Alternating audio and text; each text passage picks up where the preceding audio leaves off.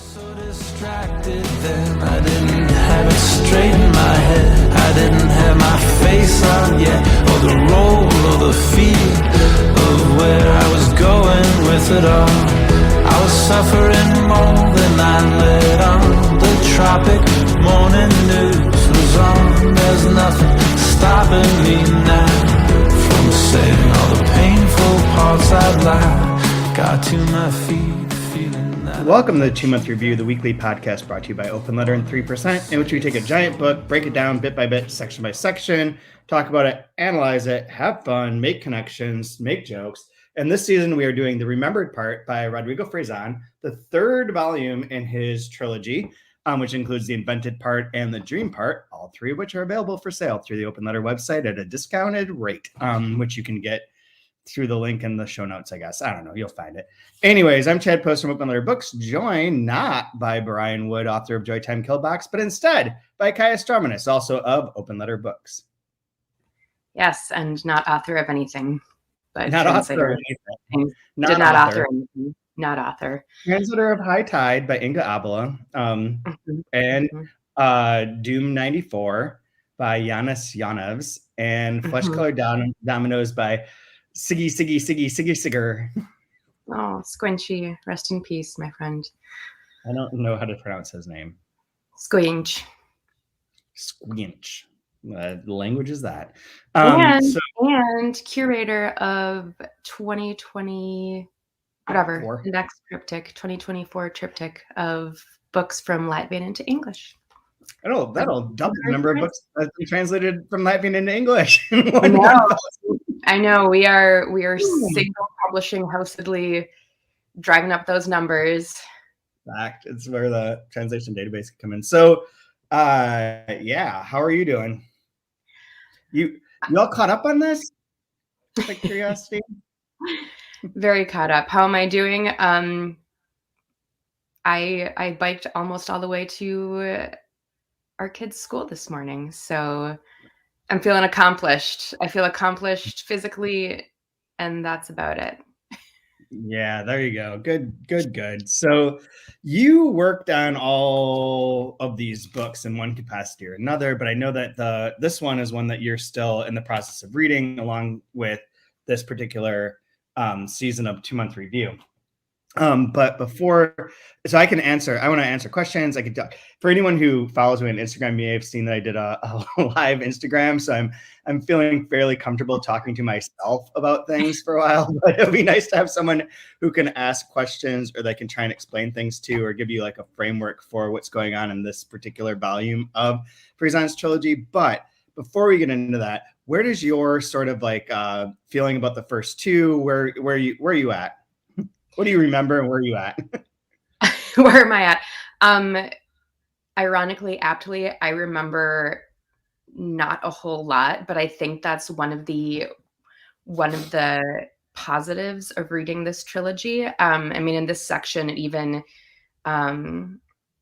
sort of talks about like experiencing things like the airplane thing of experiencing things you've already experienced over again, and each time having a sort of like it feels new. Each time it feels new. And so going through this section in particular, where it starts to reference the invented, the dreamed, and then now the remembered, I really wonder what it would be like now to go back to the invented and the dreamed and reread those, and then reread this and just see what happmes.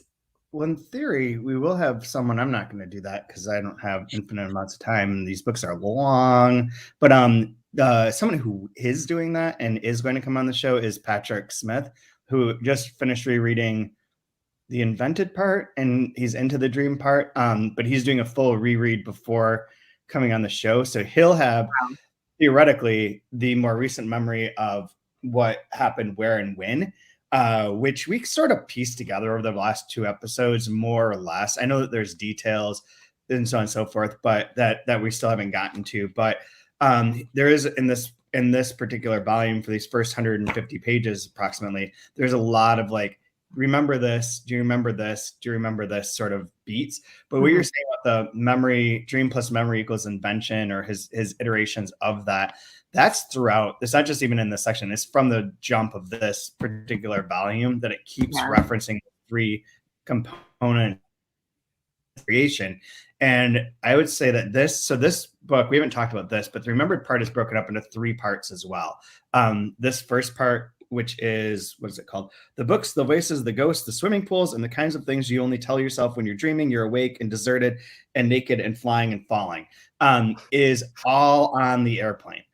So it is the writer on the airplane flying to Mexico, essentially, to the desert with his ardor to tear it up and to sort of like come to a resolution. So the other sections, I believe, I don't want to say too much or give too much away or count on my faulty memory, but are slightly different, are constructed differently. So this is like the last sort of like writerly rant, or the ex-writer's rant, that goes on for 354 pages of like everything that he has thought, did, hates, likes, whatever. And I was reading in this section, I don't know, well, let me ask you, what was your, and skimming through even, or like looking through this part, what was your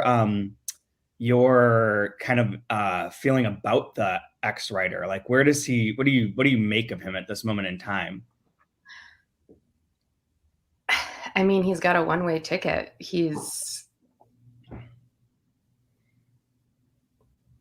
I don't know. I feel like he's just going to do everything again. Like, it's all, and that's what I'm talking about, going back and rereading the first 2, because everything is cyclical. It's so cyclical. And I mean, he's talking about having to preserve the memories so they don't become dreams, and all this stuff where I think as much as he might want to disappear and be off the map, off the table, I don't think it's possible for him. And the 3 ingrained in everything. The 3 books each have like a slightly different impulse for the writer, for our essentially our narrator, but our writer. With the first one wants to like get to the Large Hadron Collider so that he can merge with the God particle and rewrite and and correct and everything in life and everything that came before. The second one, the dream part, is so much more about him being immobilized, insomniac, caught in a world in which there are no dreams, but has dreams, and like a lot about Penelope and his relationship to the sister. And then here, his action is like, for the moment at least, just trapped within an airplane flying to essentially nowhere, or to be, done. So in a way, they each have like a sort of wanting to end or be immobilized or be finished in one way or another, merging different states of being immobilized, but also being in motion. In motion. And I think the thing that was striking me as I was reading this yesterday is like, the ex-writer is funny, like is very funny, but also is very insecure. Like there's a lot of like in this part where all the things that he's ranting about and complaining about that he can make fun of and have fun times, like joking on and whatnot, are all true and are all relevant and all like tie into like the viewpoints that he's had in the past, things that Brian and I have recited or have agreed with, that you probably do too. But also like, it's like everything that he doesn't have, he fucking hates, like every bit of it. So like the success, the like ability to win the awards, so the awards are stupid, everything that's like not part of the writer's life or been part of the writer's life is dumb and mockable. And he is like doing all of that on this plane, pounding little glasses of whiskey, I assume, or whatever. I'm just gonna make it whiskey because I don't all the other whatever. So his little things of whiskey that he keeps asking for, getting drunk on a plane and complaining about everything that didn't work out, essentially. And what's more relatable than that? I mean, having just flown back from Iceland. Yeah, that's what I was thinking about, your trip just coming back and how in like a couple of weeks we'll be fine. But I wanted to ask if that if you have any like PTSD from being on the plane, from being on, and the different types of people who he's complaining about, of like their little e-readers and like checking their phones and not paying attention to this experience that everyone takes for granted now. Like years ago, flight was such an amazing thing, and now people are like, oh, delays, arrivals. I'll tell you a story that is sort of related to that. So no, I have no PTSD from the flight. All I do on the flight is sleep. Like you put at the second, like you sit down in the plane. I sat next to people that are on this trip so anyone who didn't catch this in the past episodes, I went to Iceland to help be a academic assistant for a trip for alumni to Iceland, where I gave 3 lectures, well, 2.5, on the sagas, which I love, which I could talk about. I've got our Delkey author, Emily Hall, is sending me messages all this morning about how much she loves Njal saga, Victory for the Icelandic sagas. Everyone should read it. It's amazing. It's so good. And then went on Laxness and then talked to Andre Snare Magnusson. But on this trip, like we went all over the island, all over Iceland. And there's one point early on where we had to take a flight from Reykjavik to Akureyri, which is a very short, like 45 minute flight. I mean, this is from the southwestern tip to like the northern tip, the 2 biggest cities. And it's like, no real distance by plane. And we took like the regional jet. And this is sort of like a different element of what he's talking about with the airplanes of the olden times and how it was. So we just walked up to the counter, were handed a ticket, walked to the tarmac and got on board the plane. There's zero security. There's zero like pre-board check-in, be there an hour in advance sort of vibe. It was like transportation. It was like getting on a bus, but it was a plane to go to Akureyri. And it's super wild, but it had that's how planes used to be before all of the 9/11 of it. That like, it was a lot more chill. You buy your ticket when you get there, like all that fun stuff. So there's like that nostalgia. But I bring that up and mention that because there is there's this thread, there's a seam, if that's the right word. What is it? A vein, a seam, whatever. All of that. Of nostalgia that runs throughout this. That's always been there a bit when he's remembering his parents, or he's remembering, but the memory is by definition essentially like a precursor to nostalgia. And the sort of struggle with nostalgia throughout this is part of that, is part of what I think makes the tension in his mind. Let me talk one more second. Is that, so like he talks about like, the past, like the way that like there used to be shopping malls. There's now everyone's sedentary, everyone's online, everyone buys everything from those places.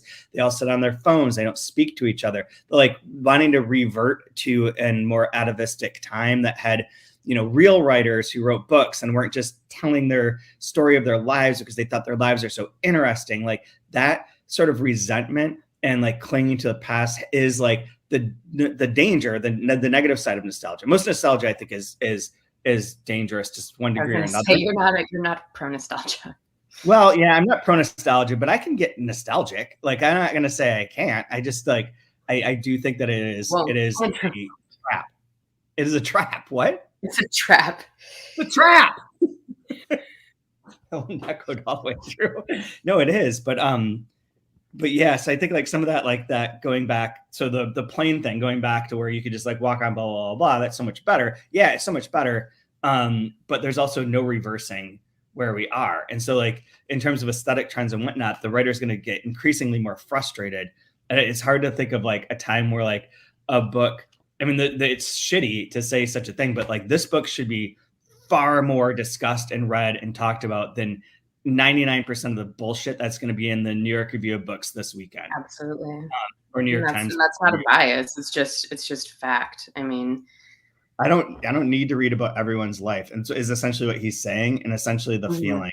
Like if there isn't a construct or a reason or a structure or a tone or a style or a thing, and it's just like, here's my story, here's what makes me interesting, which is 90% of the autofiction I've come across. Fuck those books. They're not worth it. They're not books. And that's what the X-Writers it is. But like that sort of anger, like those are successful. Those are reviewed. Those are beloved. Those are book club books. Those are the prize winning books. Those are this, those are that. Like that anger also reveals a sort of like low level insecurity that like he's an X-Writer because it didn't work. Yeah. And there is, I mean, the insecurity, I think, also comes from a place of being, I mean, it's not think, but it is. It's from a place of being so self-aware. I mean, so self-aware of what you're writing and how you're writing, and so self-referential. And it is on on page 143 what you're talking about now, where it's talking about, how he doesn't write simply, or he didn't write simply or classically. He wrote how he wrote. And what I have underlined, what I really like, is the second paragraph where he says he had a lot to tell, a lot to recount, because for him there was a lot that counted. Which, I mean, yeah, there are 3 volumes of this, and I like the simplicity of that, but it also encompasses, like, yeah, there's like, why, like what you're saying, like, why be wedded to a style or a specific thing if there's so much to recount, so why limit yourself? I like the part that comes after that. So it says, yes, he confesses it was him, he did it. He had a lot to tell, a lot to recount, because for him, there was a lot that counted. So yes, too much work, and they all ran off to realist novels, somewhere they felt a bit more at home. Thanks, you're welcome, to him, because nothing was less interesting than a writer's writer to people looking for a reader's writer. And that's like part of the whole theme of this section, the 60-page bit, is that his books, which are quote unquote considered quote experimental because they weren't full of dialogue or descriptive passages, because their characters didn't have names, so on and so forth, is that it's so intimidating and requires a certain amount of attention and work and belief and patience, that people just go to those other novels because they're like, this shit is weird. I would much rather read about someone else's like trauma. Yeah. Yeah. In a straightforward way, normal, got it, all good. I think that the experimental in terms, one of the things that this came up in a conversation with Emily Hall, that just like that experimental is dumb as a term, but that what works better is conceptual, like a conceptual literature, conceptual novel of like how to create something is much more important than like the telling. And experimental always has that bad ring to it. Whereas really what you're generally talking about is various concepts of and strategies for narration, like not using dialogue tags, not using descriptors, not naming characters, not using active verbs. Like there's lots of like experiments, but it's more conceptual, like artistic. And I think credit for it. If you look at it that way, I think that it becomes a little bit more approachable. And this book I think is endlessly approachable because it really is in the springtime just a rant. Like it's a rant. Yeah. And then, I mean, in really smart and interesting things and interesting ideas, and will make certain readers uncomfortable because the things that they really like are being attacked.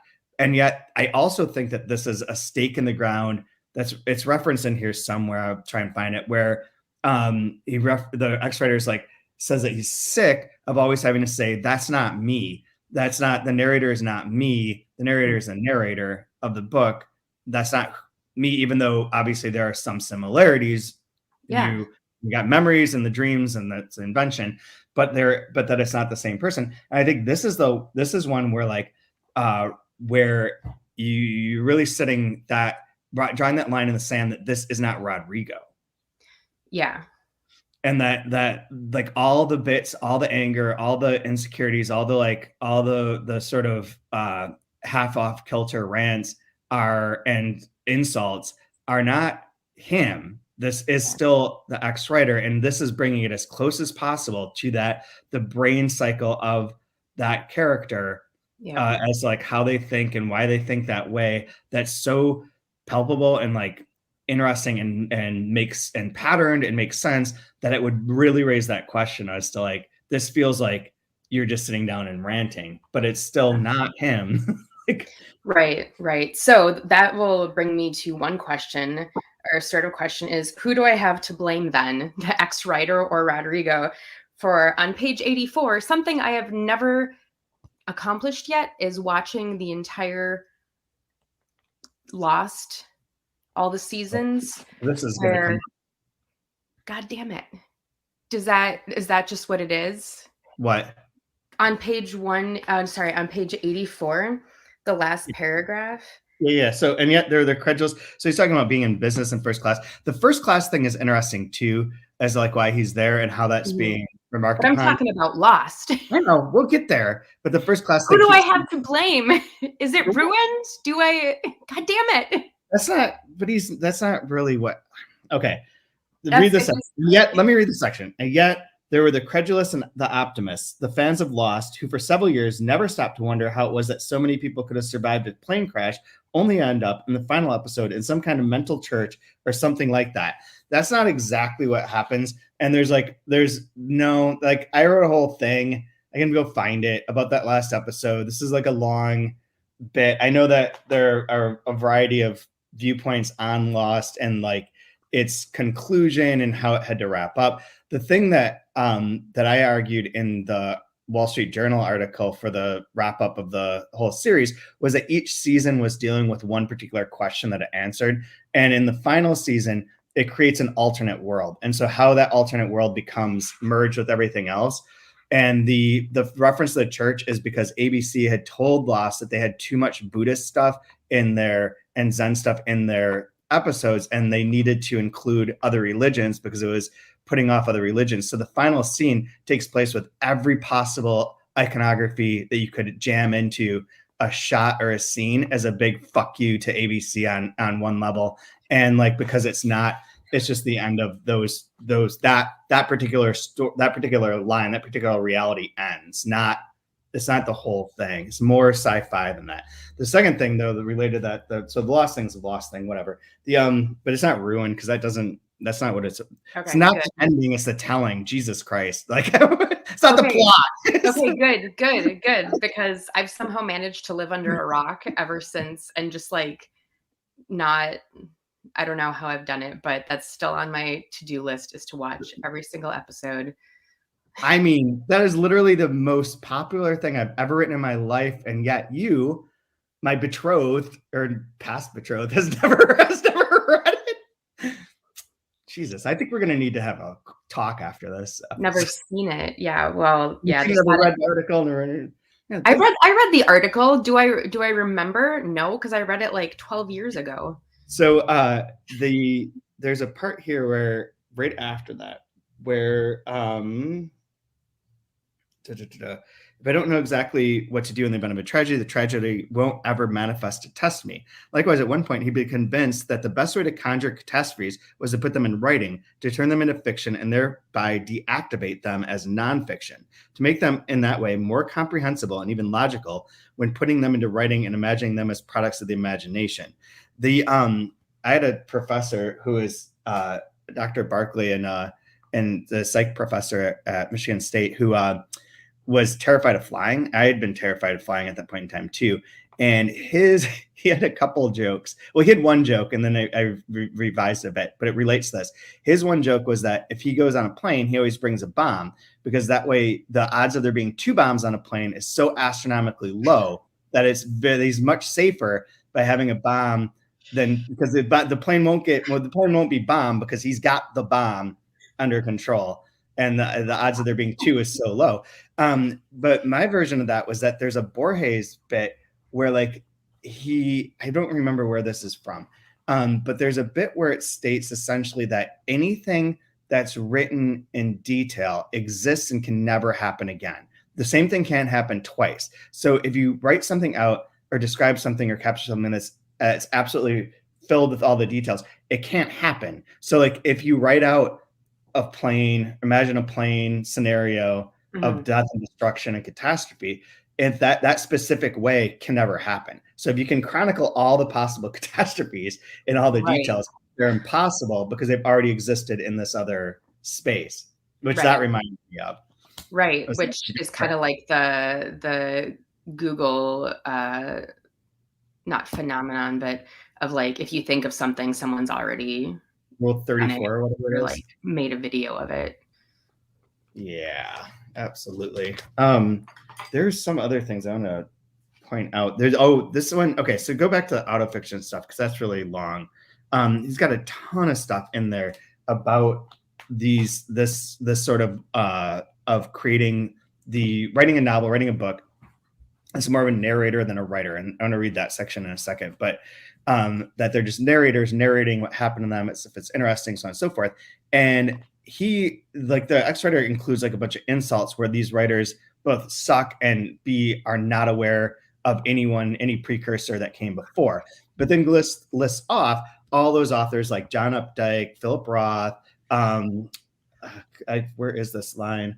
Where is it? But all the different writers who essentially, here we go. Charles Copperfield Dickens, Jack Eden London, Philip Zuckerman Roth, John Garp Irving. Yeah, John Irving's another one, in which they had written a book in which the character very much resembles them and is based within their lives. And especially with Philip Roth, like a lot of those books were like, this is the alter ego of Philip Roth, right? And so there are those books that are like historical, the writers that are great, that created books in which their main character does quite resemble them and it takes on a life of its own and is like a precursor to this autofiction mode, or like the justification of it. And yet I think that what he's trying to distinguish throughout here is that narrating is not the same as writing. So narrating that person's life is not the same as being able to write about a life in a way that like is telling. So like even the world according to Garp is more conceptual than just a straightforward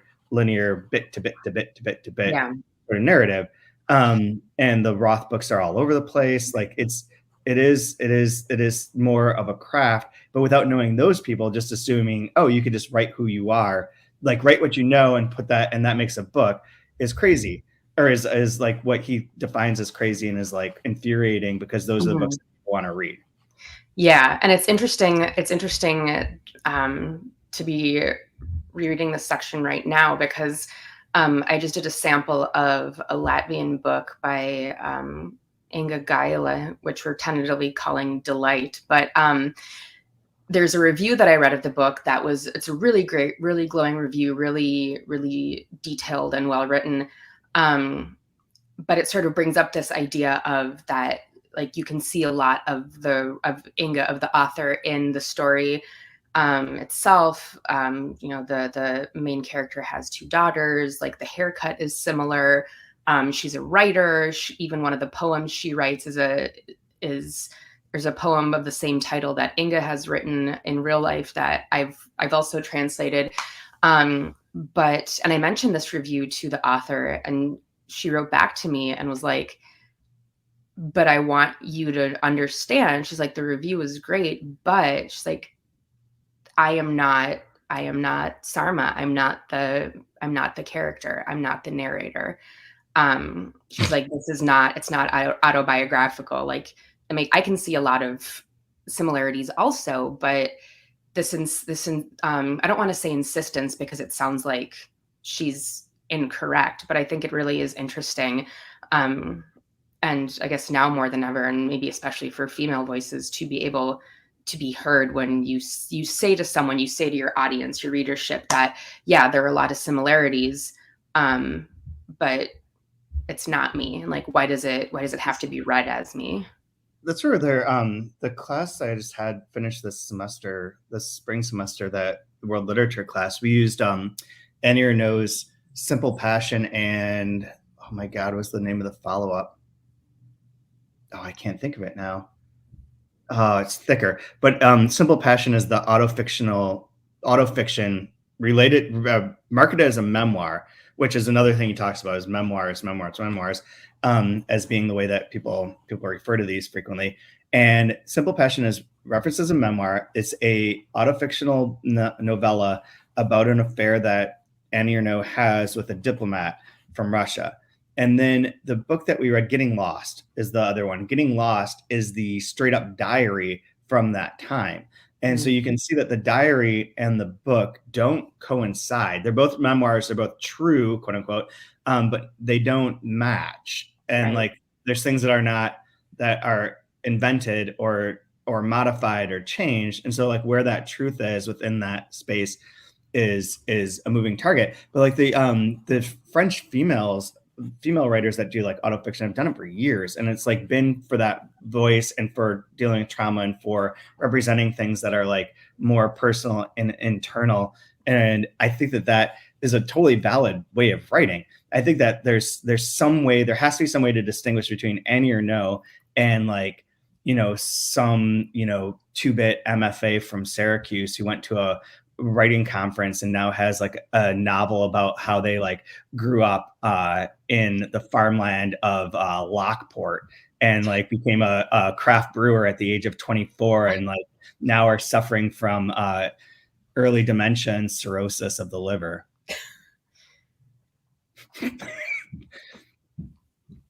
Very specific, but also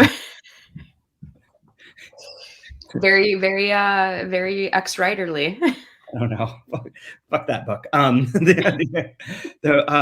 There's something else I was going to say related to that. I'll want to read the writer part or writer thing part because I think this is interesting.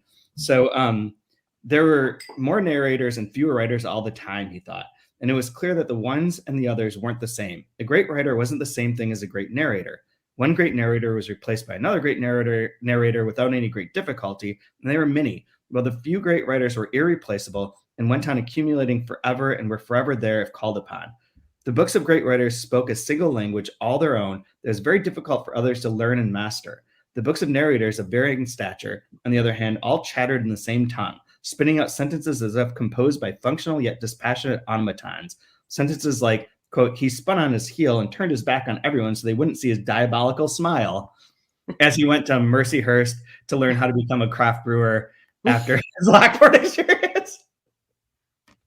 Where all those details came from. I think that's a good way of categorizing it. And I don't know how you start to distinguish between this. It's like the bitterness of this. Like when you start making fun of the prizes and making fun of who wins them, making fun of all the stuff, it's very shooting fish in a barrel. And also like clear that there's a little bit of jealousy and like it's very hard to distinguish like what makes those books shitty without lumping in Philip Roth and various other things. Yeah. And having to distinguish that is, I think, the whole role that criticism used to have, and that book reviewing and book discussions and writing about books and being like a literary critic and essayist had the function of serving, of like parsing the differences between that. But now, like I can attest to like the fact that the students in my class could not give two shits about like a single review or critic. They don't know who they are. They don't count. They're like, well, we don't need no expert. We've got Goodreads and Amazon, and those are the people that matter. Like these experts might like something, but that's not what people like. That's what they write about. It's like, is it a Hulu show? No, pass. How can I like that? My ex-writer base, if I can retire before I die, I can have an ex-professor character just be like, these people are so dumb. Like they believe these so it's infuriating. Like, how can you be in a literary class and not understand literature or read? Like, yeah, I could do a whole bit. The other thing with that is that the great narrators are the AI of the future. Like that is essentially, I could dial up. We did this last week, but we didn't record it. We didn't include it in the recording because it didn't float, but using ChatGPT to create passages from this book and to create sections, I can guarantee you that if I asked ChatGPT or one of the AIs to create me like an autofiction about a guy from Lockport, blah, blah, blah, blah, story about that bring it will create it. And it will be what people want to read more than they want to read this because it's too long. It's got too many references. Who is this Nabokov character? I've never heard. Isn't he a pervert? Even the Henry James reference to like all the ghosts, Penelope. That's all. There's too many. Yeah. Too much. Okay. Well, there is too much. There really is too much. But I'm gonna connect this to a Delkey Archive Essentials book that you are proofing right now, Writer, which I read a few pages of a couple nights ago. And the thing about a book, I mean, it's completely different, right? But it reminds me, so there's too much going on, but you can still, as you read and you get into the rhythm, your brain remembers and picks out the things that it needs to. And I don't want to say that are correct, because let's admit and let's be aware that everyone's a different person, different reader, et cetera, et cetera. But like reading these trilogy books, I mean, they're almost 800 pages long, but you really can read it and be okay. You're not gonna be overwhelmed or lose yourself because you get into that rhythm. And just like with memories and dreams and things like that, your brain can filter shit out that, you know, it can, whatever it needs to filter, it'll filter. And then you'll take away what you take away from it. And you'll probably take away like a regular, like 250-page book. Right. Or I think. Another way of approaching that with both of those. So Rider is forthcoming reissue. Juna Barnes, author of Nightwood. This is a bigger, earlier book of hers. Very Best funny. name ever. Very wild. A lot of betting and relationship havings. And it's wonderful. The thing that I was going to say is, it's not that I wasn't thinking of it filters out, but like your brain, if you're reading something, will become trained to understand it. Like you can't. It's very difficult. It's like the old school Stanislaw Lem concept that I love, and we've talked about on here a billion times, is that if something's truly alien, it can't be understood. So none of this is truly alien or impenetrable. No, it just requires you to learn the pattern and to learn how to do it. And your brain will automatically, any healthy brain will try and figure that out. That's part of what we exist to do, is to figure out the pattern, to fill in the blank, to make things make sense, to like try and comprehend is just a natural part of what the brain's function is. So we'll try and understand these things, but that doesn't mean that it'll be immediate or easy or totally complete. But it's not, these aren't alien. They're not like, not like a message. They're not alien. They're not alien. And I don't remember the conversations because Rodrigo came on for 1 and 2. Yeah. Okay.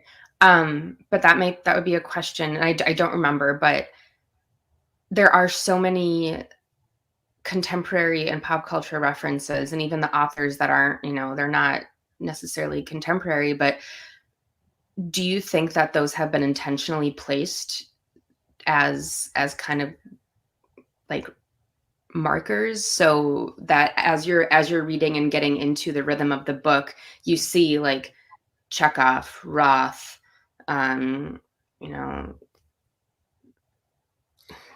that's about like Emily Bronte, Jane Austen, like you see these things and recognize them, and that builds a sense of familiarity and security, maybe. I don't know. There's a book that I just finished reading, an Icelandic book that had a lot of like, is written and published in like 2021, 2022. So it has like 1 billion like local contemporary references, and they all sound stupid. And I forgot how much I don't like the immediate reference where it's like, let's talk about BTS and like whatever. It's like, oh, this is so groany. But I think that like one, like his groany. Yeah, it's so groany. I don't know if that's a word. Instead of cringe, it's so groany. It's like, please, dear God. But I think there's a couple things. One is like all the references to like, there's a section in here where it talks about why he loves epigraphs, and you have to read the epigraph within its context to be able to steal it and put it into another place, to appropriate it and use it elsewhere. And that's important. And some of that is that's context building, I think, of like, here's all the thoughts that have gone into this person's mind or this character's mind and mode. But then there's the ones that are like the most important, like Sgt. Pepper, 2001: A Space Odyssey, Blade Runner, The Kinks, Pink Floyd. And those I think are used and repeated and repeated and repeated and repeated and repeated and referred to and retold, and Bob Dylan and all the ones, because those are the exemplars of like the high form of art. Like everything is those are different than these others because they have something special to them. And that specialness is hard to like pin down exactly, but they are, because they're rough and they are made into, it's clear that those are like the pinnacle, the foundational parts of like what the writer wants his art to be. And that things that are not like that are opposite of that reject that, are going in a different way, but not in a different, interesting way, just in a different, simpler to understand, comprehensible way, are garbage, is the ex-writer's sort of view. So I feel like those ones are in there specifically to point to things that the ex-writer really reveres and thinks of as being like ultimate forms of art, to use as the foil to people on their cell phones writing like text novels, or trying to like, you know, do something that's all emoji novel or whatever it might be. Things that are like, groany. They're all groany. What's wrong with me? There's like that I think is there, you know, and that defines too, like his on page 114, there's a couple of 14 and 15, there's a couple things that sent out in terms of like the ex-writer's relationship to writers and to his writing. And this one in particular, I think, is very much both. This is Rodrigo's approach to some degree, although we know that he maps things out and has like a real structures. There's also this. He, maybe to expiate his guilt in an aesthetic and stylistic way, wrote what he liked to think were books with no hands, like when you rode a bicycle without training wheels and even without brakes, and you let go of the handlebars and let yourself be pulled downhill with only the help of acceleration due to gravity and with a "look, ma" on your lips. And that's sort of what this book is at this part in particular, is just this freewheeling, sort of out of control, sort of like the that's where like I think like the drinking on the plane and the going and the riffs are all like this kind of like almost out of control spinning, because where he's going, not to give this all away, I mean, he's going to Mexico because of Penelope's son, and to get the answers as to what happened to Penelope's son, right?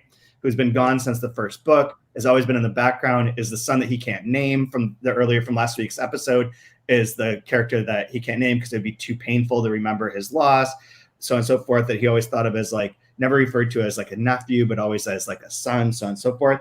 And then the other thing that this ties into is that comparison of his like freewheeling, out of control, let it all out sort of vibe, which is what both like, you know, I think infuriates some readers and also like gives great joy to others, is that the contrary to that, the people that aren't doing that and that aren't reading like that are like the ones below that look at a Mark Rothko painting and think, or Jackson Pollock, and think, hey, I could do that too. All those people who thought that thinking about writing a book was almost the same thing as writing it. Comes up later too, where he says, where is it? It's right here. I'll find it in a second. But there's another part that ties into that. Here it is. Because the important thing wasn't what enthused you, but to be an enthusiast who enthused everyone else's hunger for enthusiasm. The important thing was to post yourself posting. And that's very much what this writer sort of vibe is. And then the thing I think is really funny related, so is the idea that like, if you think about writing a book, that's good enough to be a writer. And it's better to like be telling people that you're working on a book. I think we both know a certain character from our past lives who is constantly talking about the books and projects and things that they were doing, but never actually doing them, but trying to get a lot of sympathy and likes and retweets and posts by like saying that they were going to be doing some important activity that was life-changing and the novel that'll break through, but never actually did shit. That was a very 21st century mode of like operating as an artist. Like and capitalizing on the idea, not on the actual, not actually creating content. They're like the posting with yourself posting would be funny, of a picture of yourself posting a picture of yourself sort of vibe, and that would be probably super viral. The other thing I think is super funny is on 115, it says, he read that 60% of the people surveyed in a recent BBC survey consider the profession of the writer to be the best of all possible professions. Who were all those people? Where did they come from? Which is true. Like, who are you? What are you even talking about? Like, best of all possible professions? Give me a break. They're not about, like, clearly. You're penniless and like, and it's hard to write a book. It's hard to even writing this, which you think is off rails, pure rant, stream of consciousness, all that stuff. This is really hard to do. Like having and to do it for 350 pages is really, really hard to do as part of a 2,000 page magnum opus of like David Lynchian quality. That's really, really, really, really hard to do. Like it's not. Like I've written rants, but I can burn off a rant and speak a rant, no problem. But that's like 5 pages or like 15 minutes. That's not 354 pages of sustained insight and, you know, joke having. And to keep it all straight. Keep it all straight. Like, so all hail Rodrigo and all hail Will as well, because just making it all work for sure. Yeah. So we can start to wrap up here too. I don't think there's anything. The only other thing I was going to mention is that there's several vampire references in this section, and Dracula's mentioned once. We know Dracula is coming within the context of the book. The way that Wuthering Heights, that was the other thing I was going to say. Wuthering Heights served as like that sort of framework for parts of how to interpret dream part, and Dracula is going to show up here. Ghosts and Dracula show up. And the vampiric sort of nature of culture and of that sort of reader, I think those two things are kind of getting tied together. We did start a bit. I don't know if you saw this last time of like where I used my bookmarks and my guys, my cards. And there's this running trope among like baseball and sports nerds of like pulling out old baseball cards, and you can remembering some guys, because there's like so many players. There's so many players, and they all have names like Adam Scott and shit like that, or like Cab Calloway. That's not true. That was like definitely not a baseball player, but they're wacky. So I pulled out a new one for today, and I remember a guy, someone that you'll actually remember, I'm pretty sure, is this crazy ass card, Bow Breaker, of Bo Jackson just smashing a bat over his knee. Look at that motherfucker go. Like, that guy was a beast. Like, he's going to be my guy that I remember for the next section of this book. So long, Ray Langford. You are now retired. You were my favorite player for like 6 years, but you are no longer part of this saga. Do you have a favorite out of the saga? You're out of the saga, Ray. He's a player. He was actually really good. Like, I thought he was like pretty good, but he was like legitimately great. Excellent. I have. There's no baseball content. It doesn't count. We've had lost David Lynch in baseball, so we're good. Bingo. Rap content is here too. I have a favorite part of a line. Yes. You go first. I marked mine in a little highlighter, and I can't find it. Okay, on page 95, about in the middle, blah blah blah, where he's remembering like talking to Penelope, and just the part where Penelope says like, "Oh, I ran into your dear Emily Bronte there, and she told me to tell you that you totally misunderstood her book." That's another whole element to this that we did not talk about. And then the Jane Austen of like, "Oh, it's totally fine that Jane's face is on the money, but I just like that, like, oh, I ran into one of your favorite authors. She says you don't get it." That's like, part of that, like, where because the character, the X-Writer, is born dead, if you remember. So he talks about having been on the other side already. And that's one of the things too that's motivating this bit, is that Penelope is immensely successful. She's not one of those narrator authors, but she is, telling the Tulpa stories and becomes insanely popular and has all the success and makes all the money and all that. And he is got a jealousy of her that's latent here. That is like, my fiction is also counts. My writing also, I was the writer doing all this work, and you just like lucked into everything.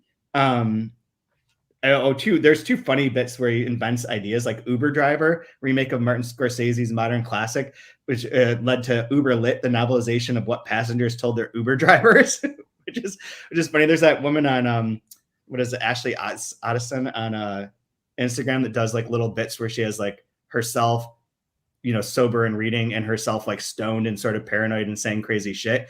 And there's one the other day where what's that?